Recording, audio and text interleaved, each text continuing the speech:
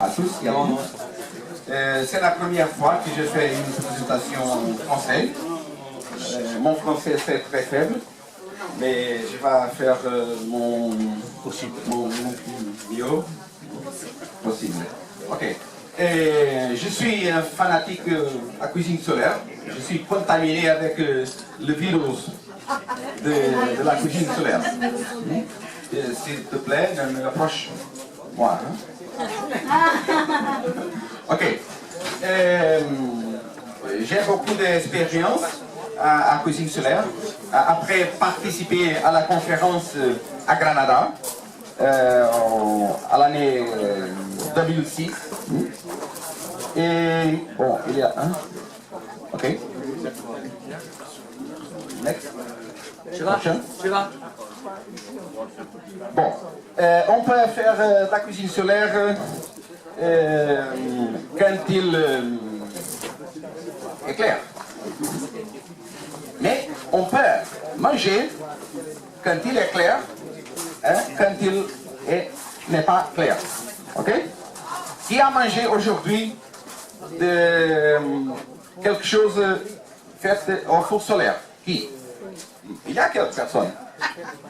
Qu'est-ce que vous avez mangé? Compote de pommes.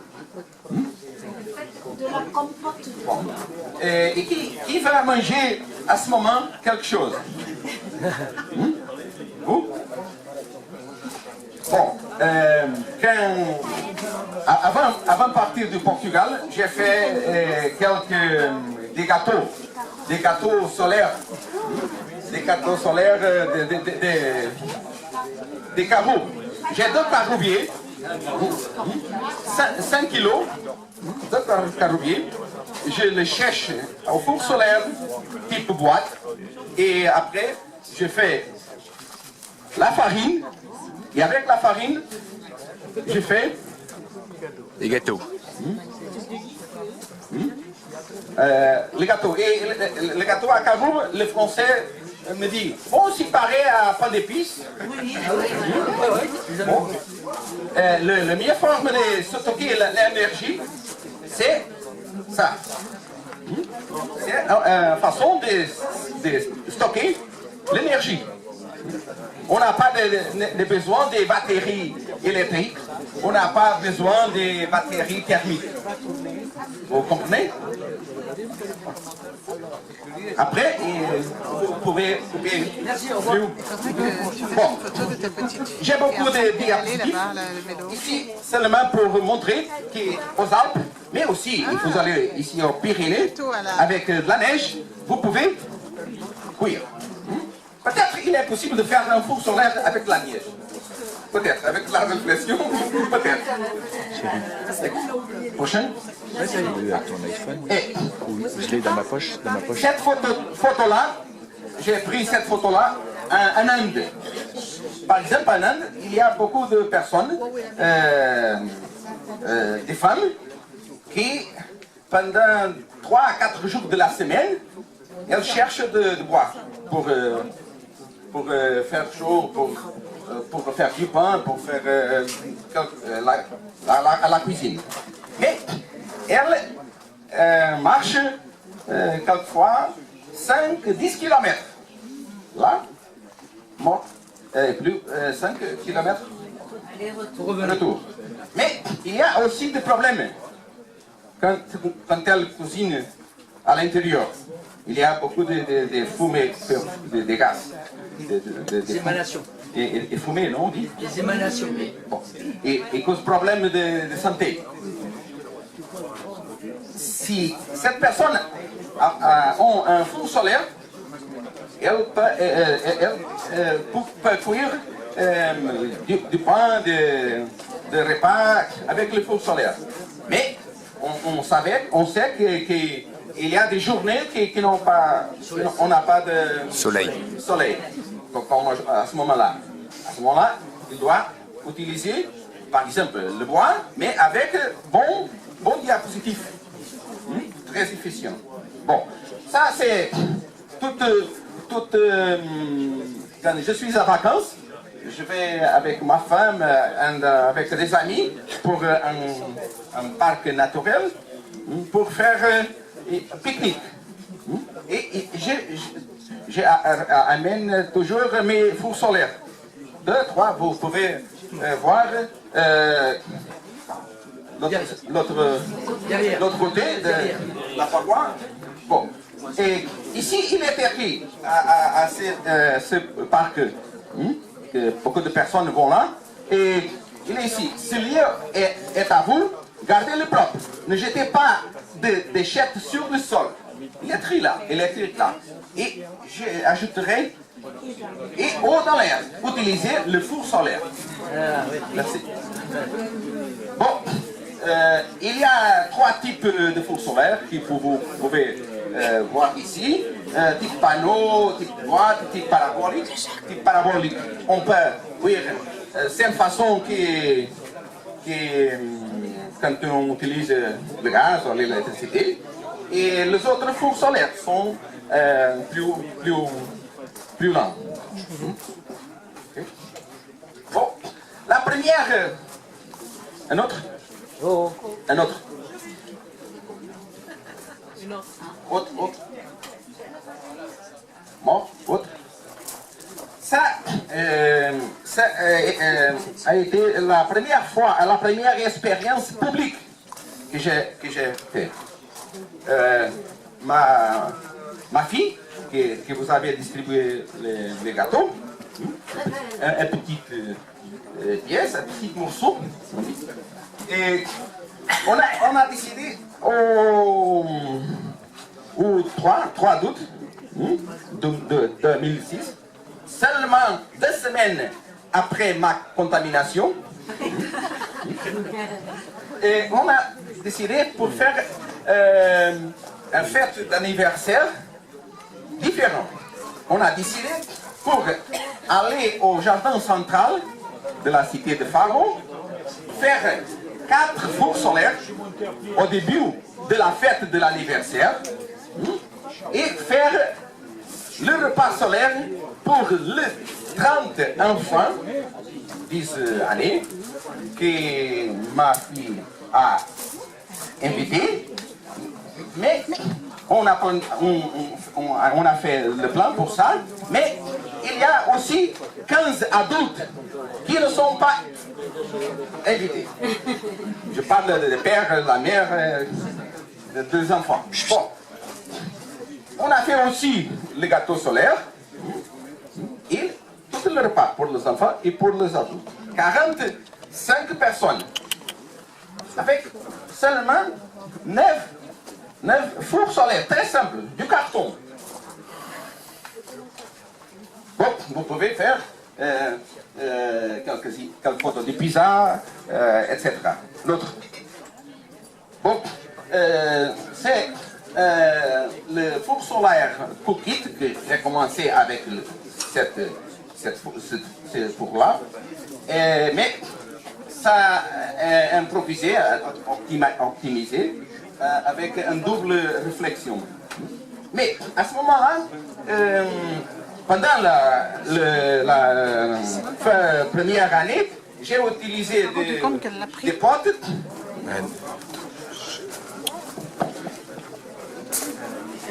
Là. Oui, elle l'avait pris, tu vois. Oui, oui. Des casseroles, mais pour faire l'effet de serre, j'ai utilisé des sacs de plastique. Mais je n'aime pas ça. Je n'aime pas ça. Et j'utilise à ce moment du verre. Et vous avez, je crois, que vous avez cette pièce à votre maison. La machine à laver les vêtements. La machine. Hein? Vous savez? Vous avez besoin de deux. Au-dessous, au-dessous. Au-dessous. Mais la casserole, si elle a des as. On doit couper. Bon, ça c'est c'est un four solaire type boîte, très grand. Et il est capable, on peut utiliser chaque fois 4 casseroles. On peut utiliser une casserole pour les pommes de terre, autre pour poulet, pour poulet, la viande, autre pour les pommes rainettes, un four solaire, autre. Bon, le four parabolique de mon ami de Chili, Pedro Serrano, un four parabolique qui est utilisé au restaurant solaire qu'il y a là, presque de certes d'Atacama. Il y a des restaurants, un petit village qui fait chaque fois 100 repas spécialement pour touristes qui vont aller pour voir l'observatoire astronomique. Bon, Pedro Serrano était à ma maison en 2007 et j'ai appris comment on fait ce four solaire parabolique. Quelques étapes. Vous voyez, avec du miroir. Vous avez ici cette technique avec une antenne satellite. On peut fixer les petites pièces de miroir. Il est là dedans, une j'ai pris. Et on peut faire un four solaire avec ça. L'autre. Bon, l'idée de Pedro Serrano, j'ai converti, j'ai utilisé un antenne très grand, mais ça c'est très très grand. On peut faire de la soupe avec une casserole de 20 litres. Mais c'est très puissant, mais ce n'est pas pratique. L'ingénieur qui ont l'idée de ce four solaire, ils devons penser que le four solaire doit être efficace, pratique pour les femmes, pour le cuiseur, utilisé très facilement. Pour ce four solaire, on a besoin d'un hélicoptère pour mettre la casserole là. Mais, bon, ce n'est pas pratique. Bon, quelques expériences à la plage. Si à la plage, des enfants, à la plage avec des fours solaires type Pentenois, qui vous allez là, j'ai un ici.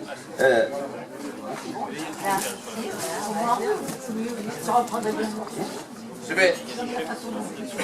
vais à la plage.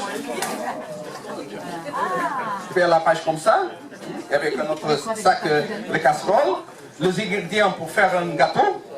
Et j'arrive à 10h du matin, à 11h30, tout le monde approche pour le gâteau. J'ai l'idée de faire ça, le même, hier à Argelès sur mer. Mais il est beaucoup du vent, pas possible. Bon, mais c'est un modèle très, très simple. Tout le monde peut le faire.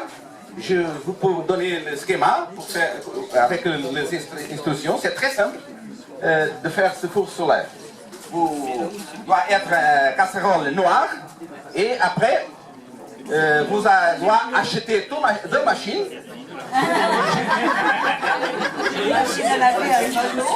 Okay. Bon, mais vous pouvez aussi incorporer l'art. Ici vous avez peinté. Si vous avez et vous avez un ami qui est peinteur,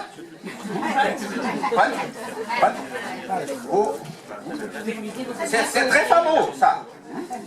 C'est très fameux. Était très fameux. Bon, il est mort, mais il est très fameux. Bon, ici les instructions pour faire le four solaire. Et quand le soleil est au zénith, on doit faire comme ça. Ok? Mais quand le soleil est là-bas, on peut faire au carton, mais du carton ce n'est pas bon parce que quand il pleut, pas de problème. Mais avec ça, pas de problème.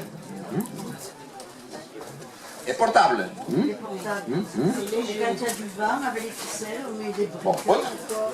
Et ça maintient. Quelques recettes, quelques produits que j'ai fait à la cuisine solaire. Vous savez qu'est-ce que c'est? Sardines? Les sardines. Ma grand-mère, quand elle cuit du pain au four à bois, elle utilisait une toile, une tuile, et les sardines avec de sel, et après avec la farine, comme pour friter. Mais on utilise une tuile, on met 10-12 sardines dans le four à bois, ma grand-mère. Mais j'ai l'idée de faire le même au four solaire. Si les sardines sont très bonnes, s'ils sont de Portugal, Atlantique, pas de Méditerranée, Atlantique. Bon, elles deviendront très.